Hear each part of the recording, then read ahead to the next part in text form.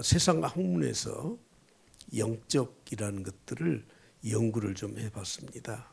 그랬더니 세상 학문에서도 영적이라는 말을 쓰긴 쓰는데 어떤 초월자에 대한 능력이라고 막연하게 정의를 해놓고 그 다음에 나오는 것이 뭐냐면 마음의 평안함, 삶의 보람, 그것이 영적 평강이라고 결론을 지어놨어요. 그러니까 세상 학문은 영적이라는 말을 쓰긴 쓰는데 그걸 무시하지는 않은 것 같은데, 근데 실제 하나님의 존재에 대해서는 전혀 그들은 믿지 않고 있다는 것을 알 수 있습니다.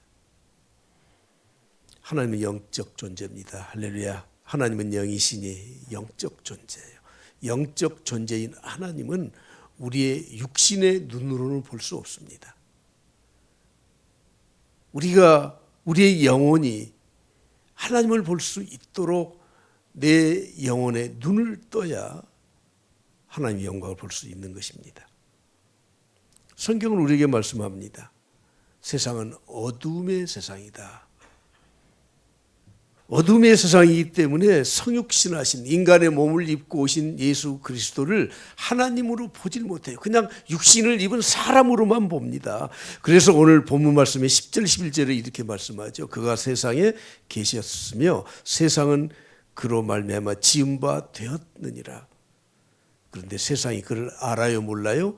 알지 못해. 근데 세상이 알지 못하는 것은 좀 이해가 돼요. 그러나 그 다음에 보십시오. 자기 땅에 오셨어요.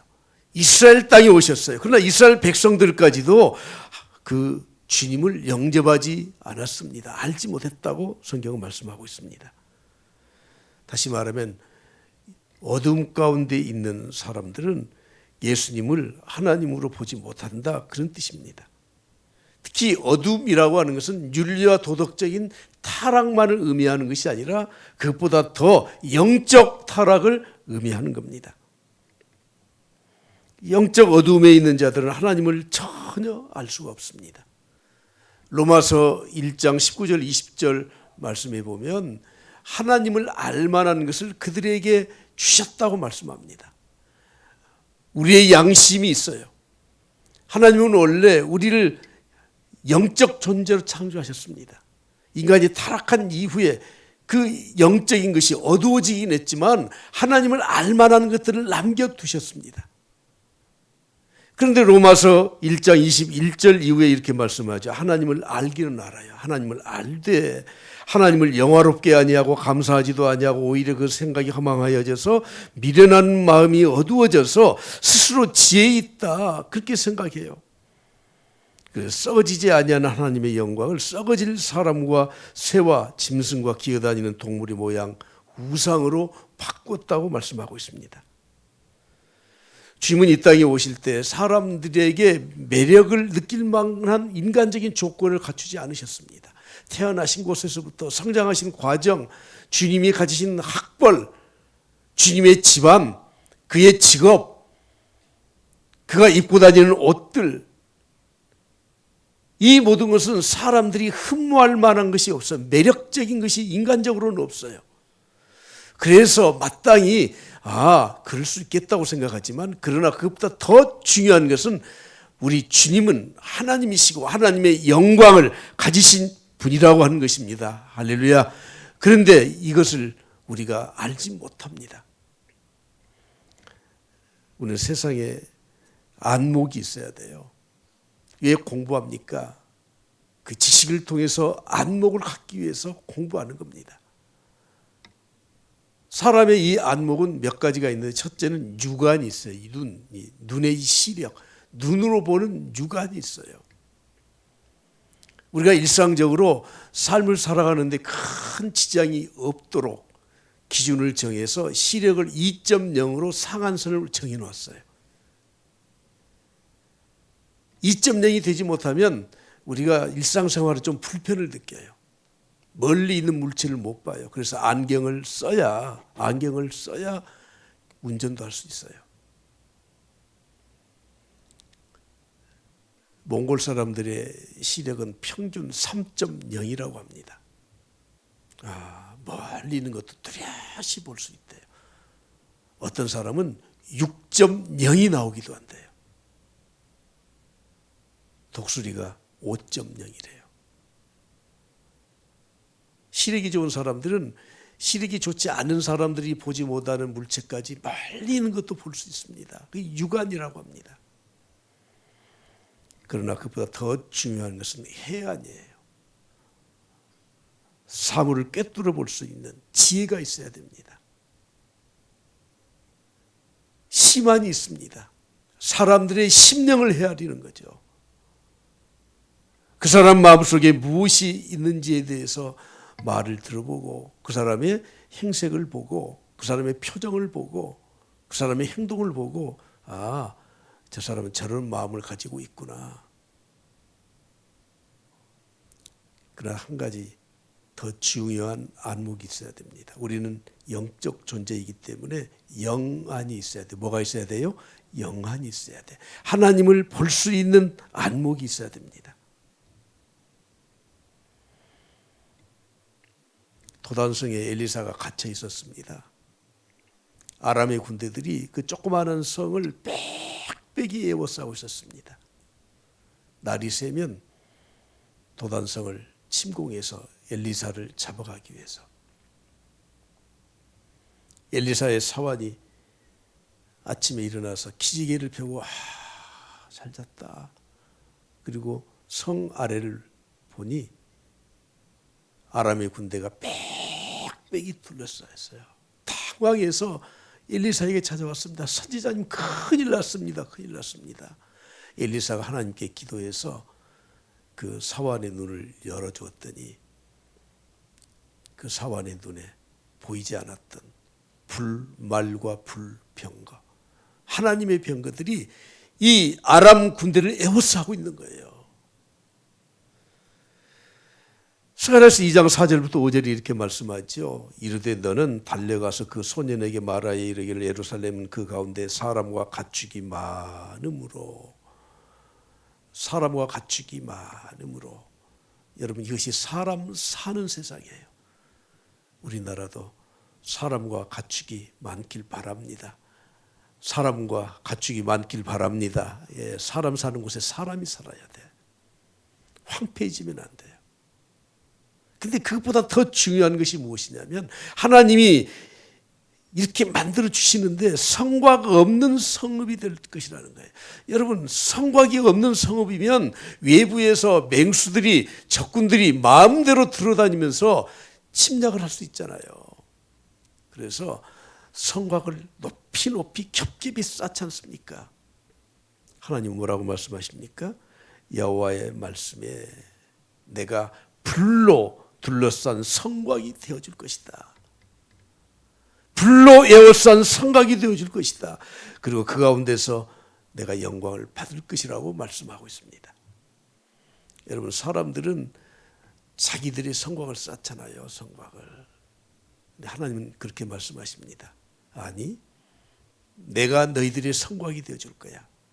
너희들의 눈에는 보이지 않지만 불말과 불병거를 보내서 엘리사를 보호해 주신 것처럼 하나님께서 친히 성곽이 되어서 내 가정과 하나님의 교회와 이 나라와 내 삶의 모든 것들을 지켜주실 것을 말씀하고 있지 않습니까?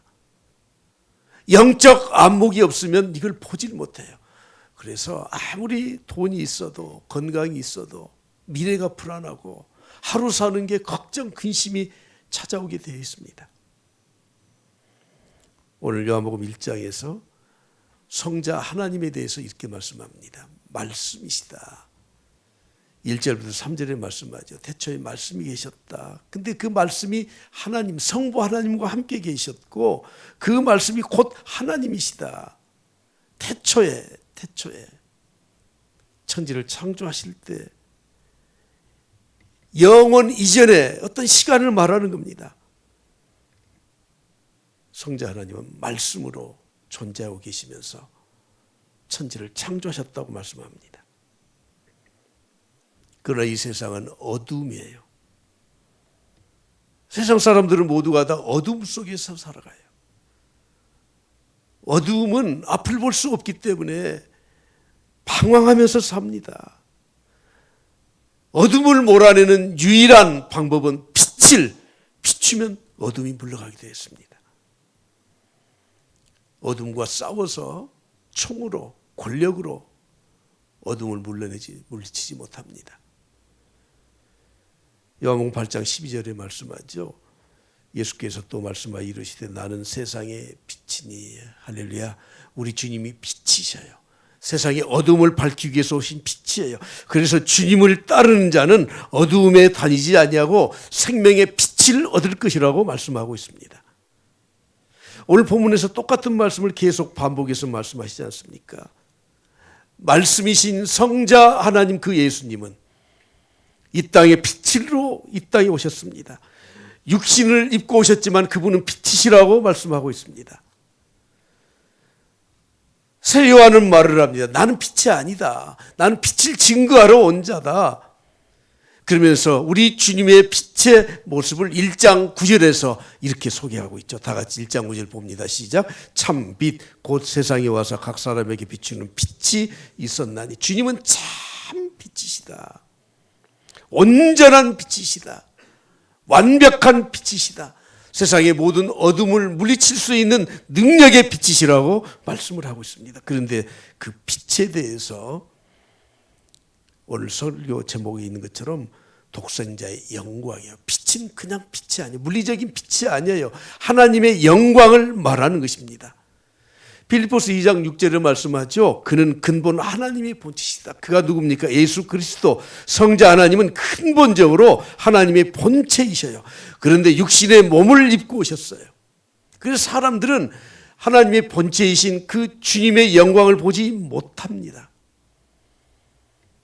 성자 하나님이 이 땅에 독생자의 영광을 가지고 오신 그 하나님은 성부 하나님보다 열등하신 분이 아니에요. 그분과 비교해서 부족한 분이 아니에요. 본체셔요. 동등하신 분이에요. 그러면 그 하나님의 빛, 그 영광은 도대체 어떤 것인가? 디모데전서 6장 16절에 이렇게 말씀합니다. 오직 그에게만 죽지 아니함이 있고 가까이 가지 못할 빛에 거하시고. 우리 육신을 입은 인간이 가까이 가지 못할 빛에 거하셔요. 사울이 다메섹 도상을 가다가 정오쯤 되어 하늘에서 내려 비추는 그 강렬한 빛 가운데 거꾸러졌지 않습니까? 우리 인간은 빛이신 하나님, 독생자의 그 영광에 도저히 가까이 가지 못해요. 어떤 사람도 보지 못했어요. 또 볼 수도 없어요. 그에게만 존귀와 영원한 권능을 돌릴지어다. 하나님의 이 영광의 빛은 우리가 보는 이 태양빛, 이런 물리적인 빛이 아니라 영광스러운, 우리 인간은 가까이 가지 못할 영광 가운데 계시는 것을 의미하는 것입니다. 타 교단이지만 면직을 받았던 사람인데 요즘 참 그분이 그렇게 이 정치권에서나 이렇게 뭐 영향력을 행사하는 것 같은데 제발 정치인들이 그런 사람 좀 가까이 하지 않았으면 좋겠어요. 제가 깜짝 놀랐어요. 아니 그분이 설교라고 하는데 이렇게 말을 하더라고. 하나님은 내 친구야. 내 말 안 들으면 내가 하나님 혼내줄 거야. 하나님 죽어. 와, 이게 목사입니까? 이게 뭡니까? 여러분, 하나님은 가까이 가지 못할 빛에 거하셔요. 하나님을 보고 살아남을 자가 없다고 말씀해요. 하나님의 영광에 누구도 근접할 수 없어요. 출애굽기 33장 20절에 말씀합니다. 네가 내 얼굴을 보지 못할 것이다. 왜냐하면 나를 보고 살 자가 없음이라. 모세에게 했던 말씀이에요. 우리 인간의 육신의 눈으로는 도저히 하나님의 그 영광의 빛을 볼 수가 없습니다. 다만 우리가 이 세상을 떠날 때 우리를 영화롭게 해주셔요. 할렐루야. 우리를 영화롭게 해주셔요. 그리고 하나님의 보좌 앞에 설 수 있도록 하나님 우리를 인도해 주셔요. 하나님 나라의 그 영광스러운 그 영광의 자리에 감히 이런 육신을 가지고 죄의 덩어리 가운데 살았던 우리들을 예수 그리스도 십자가의 은혜로 구원해 주신 그 은혜로 내가 세상을 떠날 때는 영화로운 존재가 돼요. 그래서 감히 하나님의 영광의 보좌 앞에 24장로들이 하나님을 경배하는 그 자리에, 천사들이 하나님을 경배하는 그 자리에 우리도 같이 동참해서 설 수 있는 사람으로 바꿔주신 것입니다. 예수님의 영광은 독생자의 영광입니다. 독생자의 영광이란 말은 독특한 영광을 지녔다, 그런 말이죠. 14절에 이렇게 말씀하죠. 말씀이 육신이 되고 우리 가운데 거하시며 우리가 그의 영광을 보니, 우리가 그의 영광을 보니, 사도 요한이 그의 영광을 보았다는 거예요. 그 영광은 아버지의 독생자의 영광이요, 은혜와 진리가 충만하다고 말씀하고 있습니다. 요한복음에서만 독생자라는 말이 한 5번 정도 나옵니다. 독생자, 모노게네스, 유일하다, 단일, 하나뿐이 없다, 홀로 유일하신 하나님의 아들이라는 그런 뜻이에요. 영어 성경에서는 the glorious of the only, 여기서 s라는 단어를 구태여 쓴 이유가 있습니다. 제가 영어 번역된 성경 몇 구절을 찾아보니까 쓴 것도 있고 안 쓴 것도 있더라고요.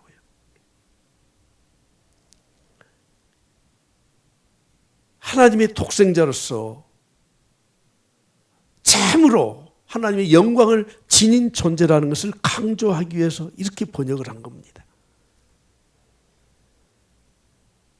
예수 그리스도께서 인간의 육신의 몸을 입고 오셔서 참 흠모할 만한 것이 없어 사람들이 저런 사람이 무슨 메시아야, 보잘것없었지만 그 안에는 영광의 빛을 가지고 오신 분이에요. 사도 요한은 주님과 3년 동안 동고동락하면서 제자들과 함께 있었을 때에도 주님의 그 영광을 잘 몰랐습니다. 그러나 후에 그가 요한계시록을 쓰면서 그리고 주님이 행하셨던 그 모든 사역과 주님의 영광을 생각해 보니 그건 독생자의 영광이었던 겁니다. 여러분, 우리가 하나님의 영광, 성부 하나님의 영광을 볼 수 없습니다. 그러나 육신의 몸을 입고 오신 독생자 예수 그리스도를 통해서 하나님의 영광을 볼 수 있습니다. 어떻게 볼 수 있습니까? 하나님 앞에 무릎 꿇고 경배하고, 그리고 예수 그리스도의 십자가의 은혜를 힘입어 우리의 영적인 눈이 열리게 될 때 하나님의 영광을 볼 수 있습니다. 여러분, 하나님의 영광에 매료된 사람들은 세상 영광은 별게 아니에요.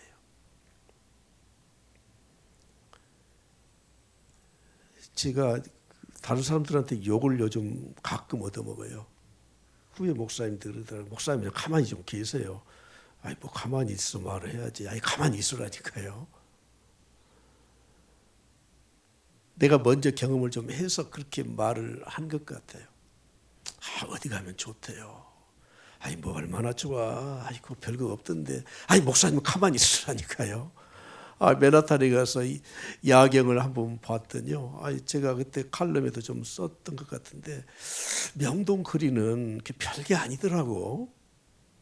록펠러 거리를 엠파이어 스테이트 빌딩을 가보니까 별거 아닌 것 같아. 시내산을 한 5시간 정도 걸어간가요? 5시간은 좀 4시간? 네.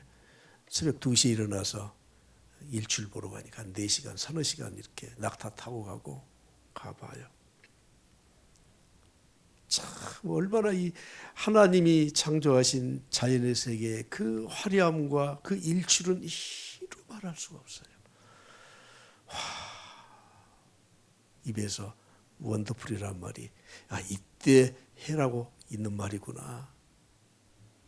무슨 동해의 일출이 어떤 해선에 아이고 시내산 가보니까 별거 아니더만. 목사님 가만히 있으라니까요. 제가 욕을 많이 먹는다니까. 그랜드 캐년은 서울에서 부산까지 거린 400km예요. 그 계곡이 얼마나 그 협곡들이 얼마나 그렇게 깊고 놀라운지. 그랜드 캐년이에요. 그랜드 캐년. 아니 남창골이 좋대요. 아니 별거 아니요. 아니 목사님 가만히 있으라니까요. 진짜 좋은 것을 보면 세상 것에 별게 아니더라고. 이거 먹어봐요. 이거 먹어봐요. 아니 우리는 예수 그리스도의 살과 피를 먹었잖아요. 이것이 나의 양식이 너희들의 양식이요 이것이 너희들의 음료다. 예수 그리스도의 살과 피를 먹은 우리가 세상 어떤 것이 그게 뭐 얼마나 몸에 좋고 세상 어떤 것이 그 얼마나 맛이 있고 그것이 얼마나 신비스럽습니까? 우리가 참된 평강을 얻기 위해서 독생자의 영광을 볼 수 있어야 돼요. 하나님의 영광을 볼 수 있어야 돼요. 그렇게 되면 세상 거 다 지나가는 거고요. 큰 광풍이 몰려오는 것처럼 보여도 아이고 뭐 그거 다 지나가는 거야. 넘어갈 수 있는 겁니다. 독생자의 영광은 오직 십자가를 통해서만 볼 수 있습니다. 십자가는 고통, 고난이라고 표현하지만 그것은 잘못된 표현입니다. 십자가는 고난과 고통이지만 또 하나의 보이지 않는 것이 함께해요. 우리의 신앙은 모노레일이 아니에요. 항상 두 개의 레일을 가지고 가는 겁니다. 십자가는 고난과 고통 맞습니다. 그러나 그 십자가를 통해서 하나님의 영광이 나타나기 때문에 이것이 보이지 않으면 이것은 고통으로 끝나는 겁니다.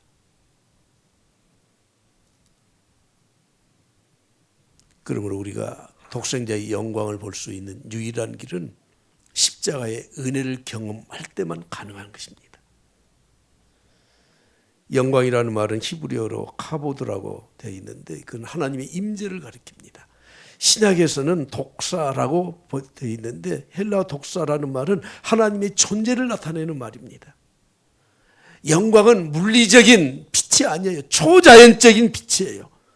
하나님의 보좌의 영광을 가리키는 말로 쉐키나라는 말을 쓰고 있는데 하나님의 보좌 자체가 영광이에요.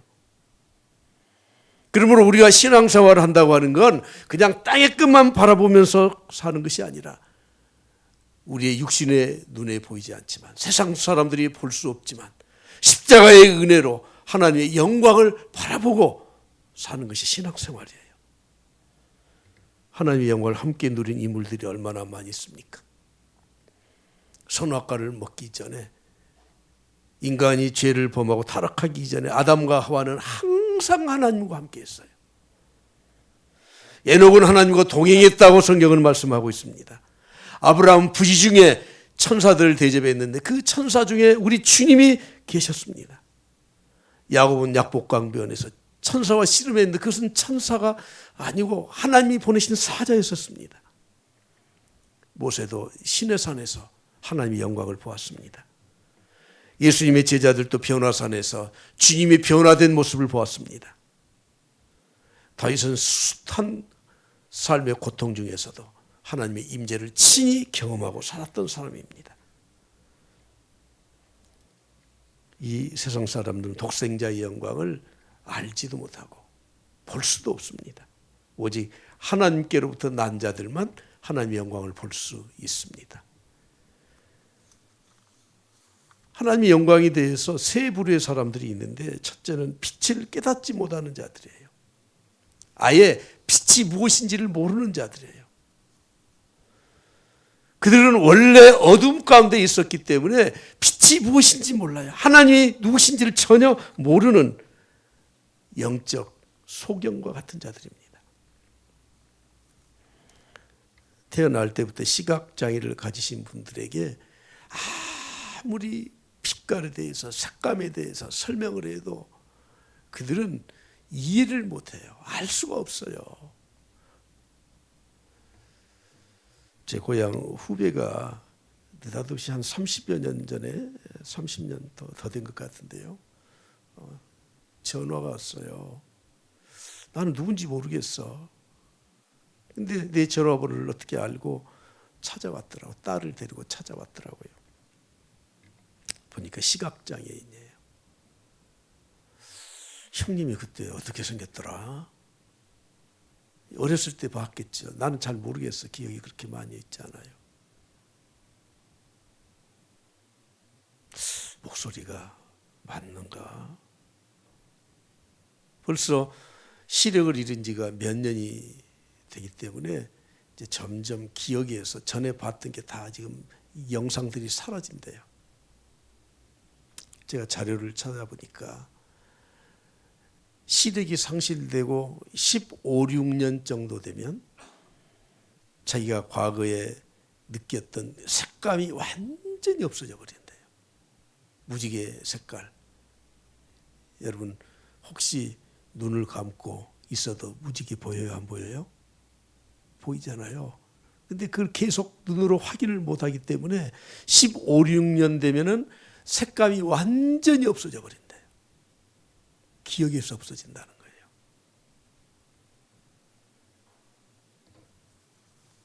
시력을 상실해서 나면서부터 시각장애를 가진 사람들은 아예 색이 무엇인지를 몰라요. 어둠 가운데 태어난 세상 사람들, 그들은 하나님을 전혀 몰라요. 하나님의 영광에 대해서 그들은 체험해본 경험이 없기 때문에. 요한복음 1장 5절 본문에서 이렇게 말씀합니다. 빛이 어두움에 빛이 돼 어둠이 깨닫지 못하더니. 빛이, 예수 그리스도의 빛이, 독생자의 빛이 이 땅에 비쳤어요. 어둠에 비쳤어요. 그런데 어둠이 깨닫지를 못해요. 아예 깨닫지를 못해요. 하나님 없이 사는 사람들은 여러분 시각장애인들이 앞을 못 보는 것보다 훨씬 더 불행한 사람들이에요.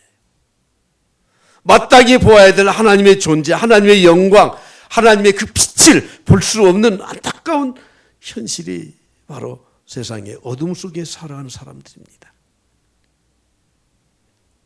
그들은 아예 처음부터 하나님을 몰랐기 때문에 당연한 것처럼 살지만 가장 불행한 사람들 아닙니까? 영적 시각장애인 우리, 영적 소경된 우리들에게 주님은 이렇게 말씀하시죠. 예수께서 대답하여 이르시되 진실로 진실로 내게 이르노니 사람이 거듭나지 아니하면 하나님의 나라를 볼 수 없느니라. 거듭나야 십자가의 은혜를 경험해야 하나님의 나라를 볼 수 있습니다. 할렐루야. 주님 말씀하셨습니다. 마음이 청결한 자는 복이 있나니 그들이 하나님을 볼 것이며. 사람들은 하나님 보여달라고 해요. 그러면 믿겠다고 합니다. 근데 여러분 하나님 볼 수 없습니다. 인간의 육신의 눈을 어떻게 봅니까?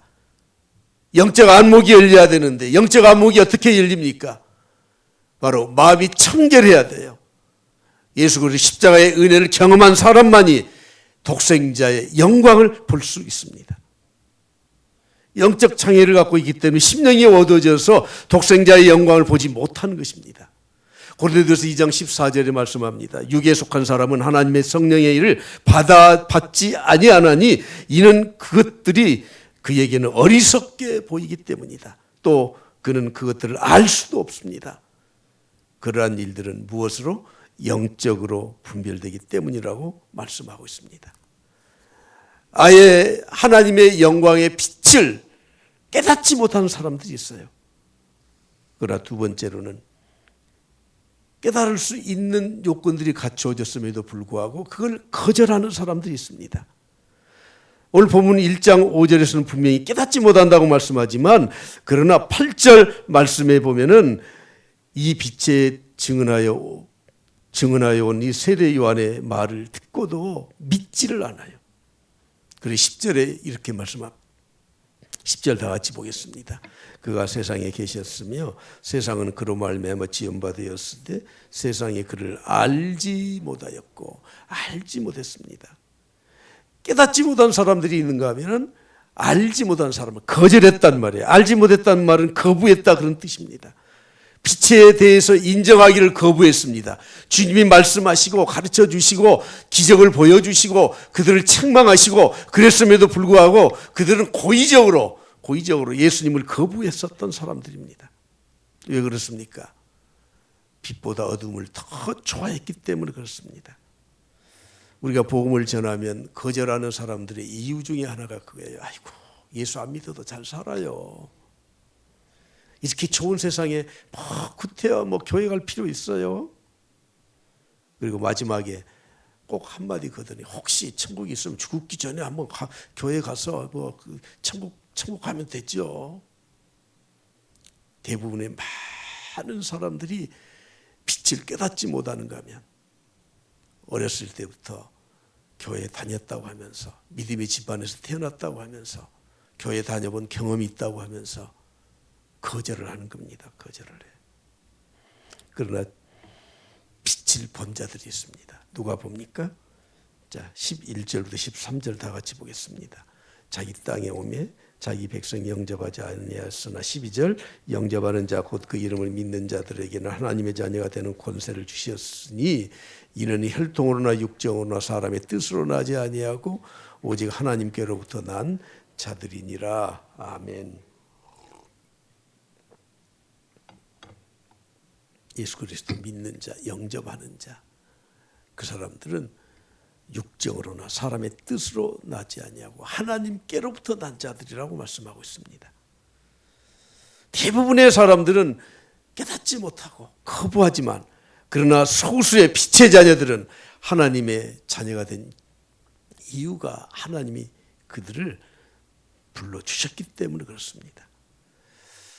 이스라엘 백성들이 주님이 예루살렘 입성하실 때 손에 이 종려나무 가지를 들고 흔들면서 뭐라고 외쳤습니까? 호산나 다윗의 자손이여. 호산나가 무슨 뜻입니까? 우리를 구원하소서. 그들이 바랐던 메시아, 그들이 구원하소서 하고 외쳤던 것은 정치적으로 군사적으로 경제적인 구원자를 요구했던 것이지 영적 구원자를 요구하지 않았기 때문에 그렇습니다. 누가 하나님의 영광을 볼 수 있습니까? 누가 독생자의 영광을 볼 수 있습니까? 하나님께로부터 난 자들이라고 말씀하고 있습니다. 오늘 저는 마지막 우리 성도들에게 권면하고 당부하고 싶은 말씀은 여러분들이 천국 관의 알곡이 될 수 있길 바랍니다. 예, 천국 관의 알곡이 될 수 있길 바랍니다. 예, 지금은 비슷해 보여요. 똑같아 보여요.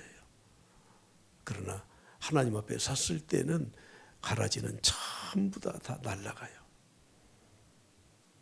그렇다면 오늘 우리는 빛 가운데서 어떻게 살아야 하는가 하는 것입니다.